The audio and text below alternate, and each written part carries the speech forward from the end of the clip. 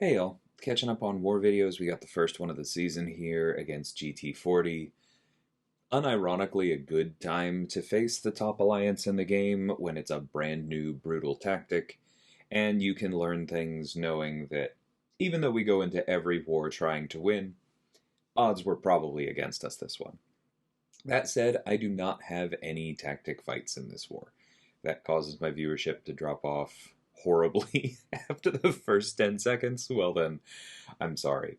But I am taking more traditional, difficult fights with this particular war. We see here Photon against Longshot. She is no longer Decay, so it is possible to die here, but at the same time, he is no longer Sugar Pill, so kind of a simpler fight on both counts.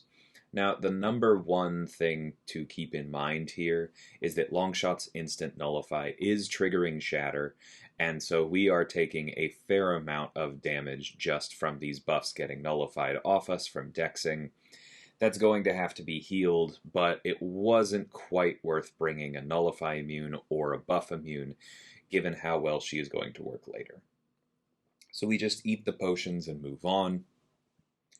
Next fight is going to be Mantis on Sadist, and I actually originally had down Toad for this fight, and he's basically the single hardest Mantis counter, right? Easy access to prowess, easy access to regen, shuts her completely off. But for another fight on this map, it made sense for me to bring House of X. We had trouble getting him otherwise, and so I decided to bring him here and just take Mantis with Kate because it's going to be completely fine. We're not going to be triggering Sadist. The cold snaps being a passive means that the Tranquilize doesn't stop them. We're totally okay. We do go ahead and throw on a regen boost so that we stop her Tranquilize at the very beginning, but we're not going to be applying a bunch of debuffs anyway, so this is more just getting us back some block damage against a 7-star with block pen stat focus. So we get that first perfect release, and we just keep backing her up to push her to the special too, because that could have been a place to throw a heavy, but it wouldn't have taken her over a bar, and so therefore would not have been worth it. We get one heavy punish in, or one special punish in, I should say, get a small pause on our cold snap, get another one in, and she does land encroaching sleep, but it just doesn't matter, because at this point the fight is over, and there's nothing left to juggle. Ascended Kate does go pretty hard, especially boosted, and we move on to section 2.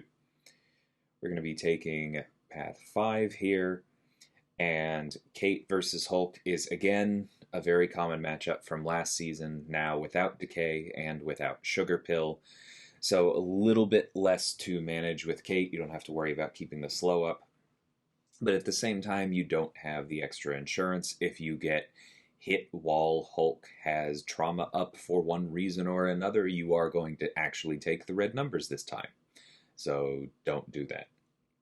Anyway, we go ahead and just start getting our arrows up. I wasn't going to force that first intercept. I was going to wait for the riposte to come back to get it, but he gave me an opening, and so I took it. We got the Fury boost for the first cold snap. We go ahead and throw this one even without the Fury. That's fine. As soon as we intercept to remove protection, it's going to be pretty much back where it was. Just bait out the special, hit once to pause, back off, and he caught me off guard there, so I accidentally switched arrows instead of changing, but there we go.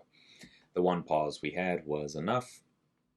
Moving right on to Sasquatch. This is the fight that makes me really glad Decay is gone, because there were plenty of answers to this.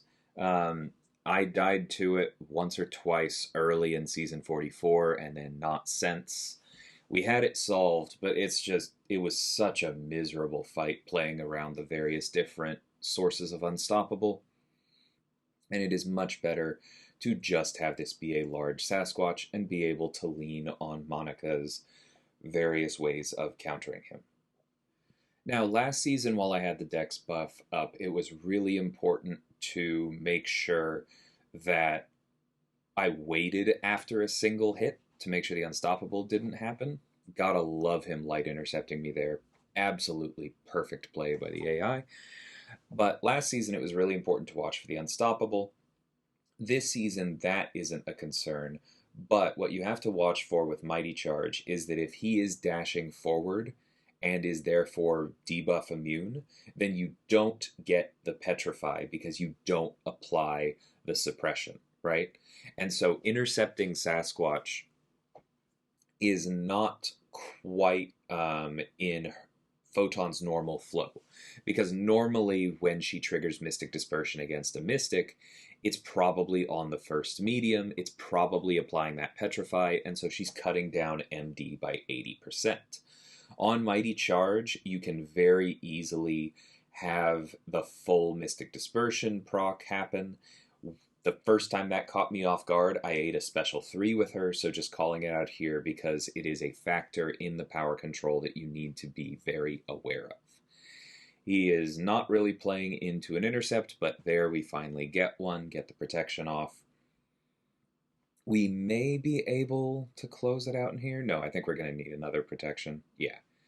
Bait out the special 2. There's Wrath, and so now all protection is gone. That's pretty important. We bait the special 2 and just throw the special 2 while it's unblockable. Sorry, we bait his special 2 to reduce the power a little bit, even though it's less in Wrath. We hit him a bunch, he does this, and now he's coming out of Wrath. So that's nice. We do need to get one more intercept, but it makes sense to bait the special 2 again before that, so that he has less power. Luckily, he's not debuff immune during specials, and so we do blunt Mystic Dispersion there. We get our intercept off, and we close it out. So he's still a big boy, but Photon is definitely a more straightforward fight for him this season, without all of those various unstoppables. Was not fun.